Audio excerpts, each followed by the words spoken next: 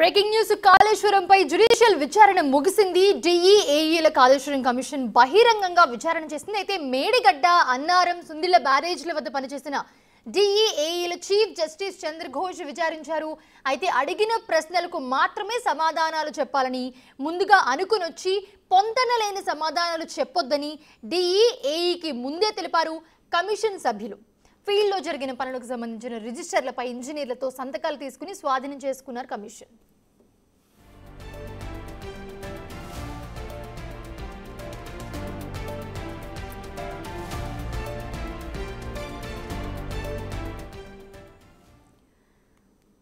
Right, కాళేశ్వరంపై judicial విచారణ ముగిసింది. విచారణకు సంబంధించి మరిన్ని అప్డేట్స్ అందించడానికి మా ప్రతినిధి హేమ సిద్ధంగా ఉన్నారు. హేమ, అప్డేట్స్ ఎలా ఉన్నాయి? జ్యుడిషియల్ విచారణ ముగిసింది. సో ఏఈడీల కాళేశ్వరం కమిషన్ బహిరంగంగానే విచారణ చేసింది. సో ఎలా జరిగింది విచారణ? అప్డేట్స్ ఏంటి? ఎస్, సుదీర్ఘంగా దాదాపు 5 గంటల కాళేశ్వరం కమిటీ విచారణ అయితే ముగిసిందని చెప్పుకోవచ్చు. ఈరోజు ప్రధానంగా 14 మంది ఇంజనీర్లను కూడా కాళేశ్వరం కమిషన్ విచారించింది. అందులో ముఖ్యంగా ఏఈలతో పాటు డిఈలను కూడా విచారించింది. ముఖ్యంగా ఆల్రెడీ మొత్తం ఈ దఫా విచారణలో 52 మందిని విచారిస్తామంటూ ఇప్పటికే కమిషన్ చెప్పింది. 52 మందికి ఆల్రెడీ నోటీసులు ఇచ్చింది. నోటీసులు ఇచ్చినటువంటి వాళ్ళు ఒక్కొక్కరుగా కూడా విచారణకు హాజరవుతున్నారు. అందులో భాగంగా ఈరోజు 14 మంది విచారణకు హాజరయ్యారు. బిఫోర్ లంచ్ 7 మందిని, ఆఫ్టర్ లంచ్ 7 మందిని కూడా విచారించింది. అయితే విచారణ అనేది చాలా త్వరగా ముగిసింది. ఎందుకంటే కేవలం వాళ్ళకి సంబంధించి వాళ్ళ పాత్ర ఎంతవరకు ఉంది, మోరోవర్ వాళ్ళకి సంబంధించి కొన్ని సంతకాలను కూడా సేకరించింది. జస్ట్ 2 to 5 మినిట్స్లో విచారణ అనేది ముగిసింది. అయితే కాళేశ్వరం కమిషన్ అడిగినటువంటి కొన్ని ప్రశ్నలకు అందరూ అంటే 2-3 ఇంజనీర్లు ఒకే సమాధానం చెప్పడంతో మీరు ఏదైనా ఉంటే సూటిగా సమాధానం చెప్పాలి, అడిగిన ప్రశ్నకు మాత్రమే సమాధానం చెప్పాలి, కానీ ముందుగానే ప్రిపేర్ అయ్యి వచ్చి సమాధానాలు చెప్పడం అసలు ఊరుకునేదే లేదు అంటూ కాస్త ఆగ్రహం కూడా వ్యక్తం చేసినటువంటి పరిస్థితి. ఇక మొత్తం కూడా 14 మందిని అటు జస్టిస్ ఘోష్ కమిటీ కూడా విచారించింది. సో ఈ నేపథ్యంలో మేడిగడ్డ, అన్నారం, సుందిళ్ల బ్యారేజీల వద్ద పనిచేసినటువంటి ఇంజనీర్లు వీళ్ళంతా అంటే మనం గతంలో చూసుకుంటే ఎవరైతే ఇంజనీరింగ్ చీఫ్ కానివ్వండి, ఇంజనీరింగ్ మోడల్స్ కానివ్వండి, ఇతరులను ఎవరైతే చీఫ్స్గా ఉన్నటువంటి వాళ్ళని మాత్రమే విచారించింది. కానీ ఈ దఫా విచారిస్తున్నటువంటి 52 మంది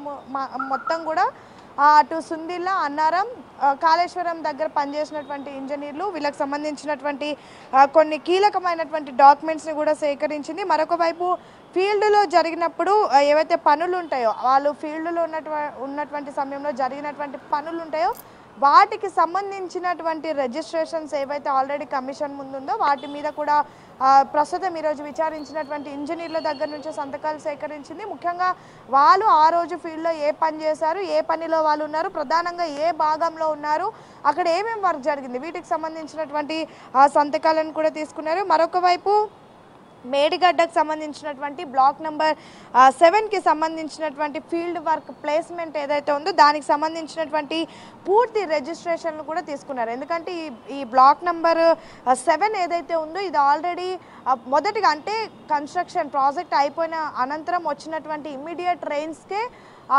దీనిలో లోపాలు గుర్తించామంటూ ఆల్రెడీ ఈఎన్సీ వెంకటేశ్వర్లతో పాటు ప్రధానంగా చాలామంది ఇంజనీర్లు కూడా చెప్పినటువంటి పరిస్థితి. సో ఈ నేపథ్యంలో ఆ 7 పిల్లర్ దగ్గర పనిచేసినటువంటి ఇంజనీర్లు ఎవరు అండ్ వాళ్ళకి సంబంధించినటువంటి కీలకమైన రిజిస్ట్రేషన్స్ కూడా ఈరోజు కమిషన్ స్వాధీనం చేసుకుందని చెప్పుకోవచ్చు. మరొక వైపు కాళేశ్వరంలో జరిగిన పనులు ఏవైతే ఉంటాయో వాటన్నిటి మీద కూడా ఈరోజు స్టేట్మెంట్ రికార్డ్ తీసుకున్నారు. మొన్నటి వరకు కూడా కేవలం ఒక క్వశ్చన్ అడగడం అదంతా కూడా ఒక ప్రాసెస్, అంటే ఒక స్క్రీన్ వేసి అందులో ప్రతి ఒక్క క్వశ్చన్ని టైప్ చేసి వీళ్ళు ఏ ఆన్సర్ అయితే చెప్తున్నారో దాన్ని టైప్ చేసి అంతా కూడా ఒక ఓవరాల్ స్టేట్మెంట్ మాత్రమే తీసుకున్నారు. కానీ ఈరోజు ఆన్ రికార్డ్ స్టేట్మెంట్ కూడా తీసుకున్నారు. ఎంటైర్ ప్రాజెక్ట్లో అంటే మొత్తం 3 ప్రాజెక్ట్లో డే 1 నుంచి వీళ్ళు ఇంజనీర్గా అపాయింట్ అయినప్పటి నుంచి ప్రాజెక్ట్ కంప్లీట్ అయ్యేంత వరకు వీళ్ళు ఏమేం పనులు చేశారు, ఎక్కడెక్కడ చేశారు, చేసిన దగ్గర వీళ్ళ పాత్ర ఎంత ఉంది, ఆ రోజు పర్టికులర్గా ఫర్ ఎగ్జాంపుల్ 7 నెంబర్ పిల్లర్ దగ్గర చేసినటువంటి వర్క్ ఏంటి, ఇదంతా కూడా ఆన్ రికార్డ్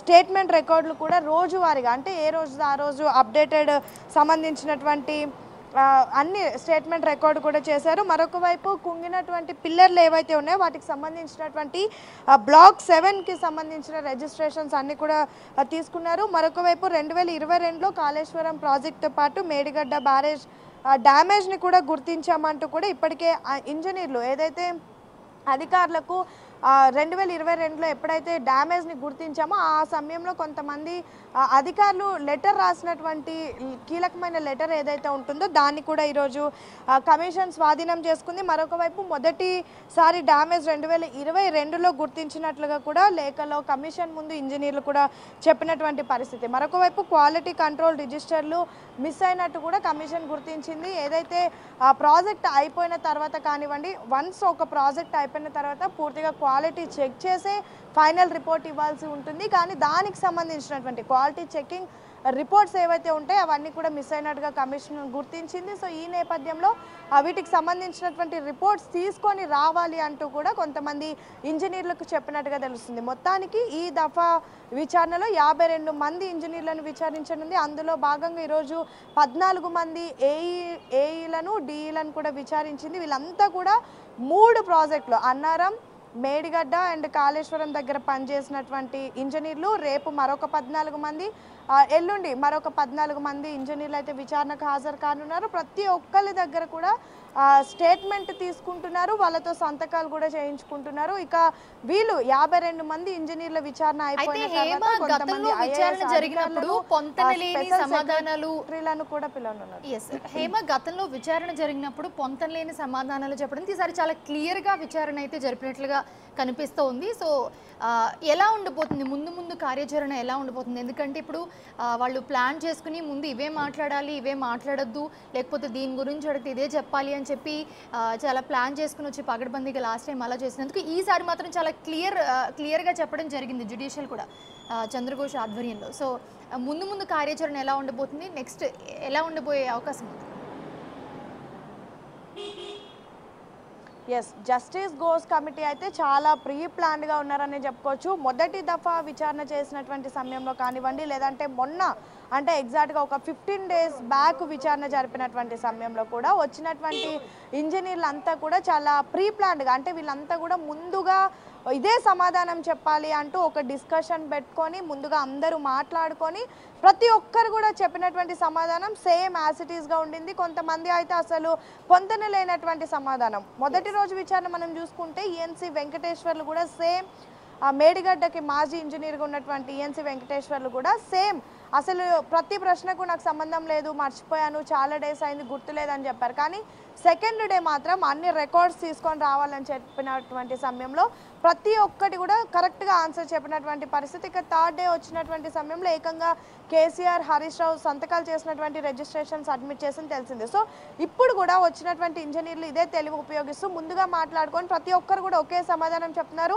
చాలా ప్రశ్నలకు పొంతన లేని సమాధానాలు చెప్తున్నారు. సో ఈ నేపథ్యంలో ఘోష్ ఒక్కసారిగా, అంటే జస్టిస్ ఘోష్ కూడా ఒక్కసారిగా ఆగ్రహం వ్యక్తం చేశారు. అందరూ ముందుగానే ప్రీ ప్లాన్డ్గా మాట్లాడుకొని వచ్చి ఇక్కడ విచారణకు హాజరవ్వడానికి లేదు, ప్రతి ఒక్కరు కూడా ఇండివిజువల్ స్టేట్మెంట్ ఇవ్వాలి, ఇండివిజువల్ ఆన్సర్స్ చెప్పాలి, కేవలం మీ పాత్ర ఈ ప్రాజెక్టుల మీద ఎంతవరకు ఉంది, ఆ రోజు మీరు పని చేసినటువంటి సమయంలో మీరు ఎక్కడున్నారు, ఆ రోజు ఏం జరిగింది అది మాత్రమే చెప్పాలి అంటూ కూడా ఆగ్రహం వ్యక్తం చేశారు. వెంటనే తర్వాత వచ్చినటువంటి వాళ్ళంతా కూడా వాళ్ళకి సంబంధించినటువంటి ఫుల్ ప్లెజ్డ్ ఇన్ఫర్మేషన్ అయితే ఇప్పటి వరకు ఇచ్చినట్టుగా తెలుస్తుంది. ఇక రేపటి నుంచి వచ్చేటటువంటి ఇంజనీర్లకు కూడా సెపరేట్గా విచారించేటటువంటి అవకాశాలు కూడా ఎక్కువగా కనిపిస్తున్నాయి. ఎందుకంటే అందరు కూడా ఒకే విధంగా సమాధానం చెప్తున్నటువంటి నేపథ్యంలో సపరేట్గా విచారించి అనంతరం వీళ్ళందరూ ఇచ్చినటువంటి స్టేట్మెంట్ని బేస్ చేసుకొని మరికొంతమంది ఐఏఎస్ అధికారులతో పాటు కొంతమంది అప్పుడు ప్రభుత్వానికి సంబంధించినటువంటి నాయకులను కూడా విచారించేటటువంటి పనిలో ఘోష్ కమిటీ ఉంది. మొత్తానికి ఇప్పటికే అటు